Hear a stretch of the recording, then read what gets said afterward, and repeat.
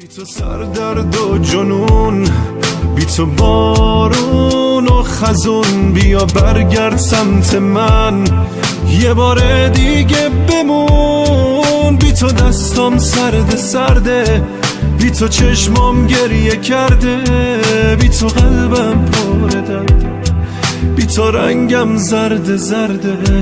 بی تو سردرد و جنون، بی تو بارون و خزون، بیا برگرد سمت من یه بار دیگه بمون. بی تو دستام سرده سرده، بی تو چشمام گریه کرده، بی تو قلبم پر درده، بی تو رنگم زرد زرده.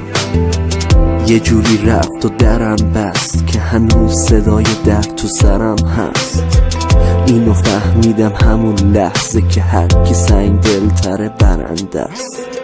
حتی ندارم نفس، خسته است، مغزم میخونه مثل قفس در بسته است. تلخ شده واسه من هر لحظه، نمیدونم عشقی تو دلش اصلا هست. اگه چشمام کبودن فقط واسه اینه که آدم ها حسودن. هر موقع که نبودم پشتم زدن، منو تو دل تو کشتن. فقط تعریفاشون از صد تا پشت بدترم. فهمیدم که خودی ها از همه دشمن ترم. منو پیچیدن و خودشون به سمت تو مدن، اونا که فکر میکردم از همه خوشترم.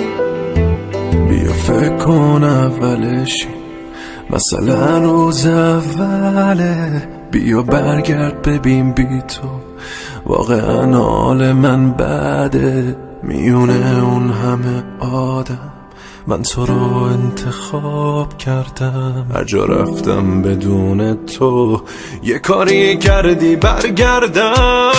که آدم بدی نبودم، که آدم بدی نبودم، که آدم بدی نبودم، که آدم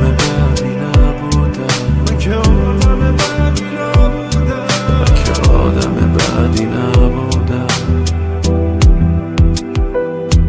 بی تو سردرد و جنون، بی تو بارون و خزون، بیا برگرد سمت من یه بار دیگه بمون. بی تو دستام سرده سرده، بی تو چشمام گریه کرده، بی تو قلبم پر درده، بی تو رنگم زرد زرده.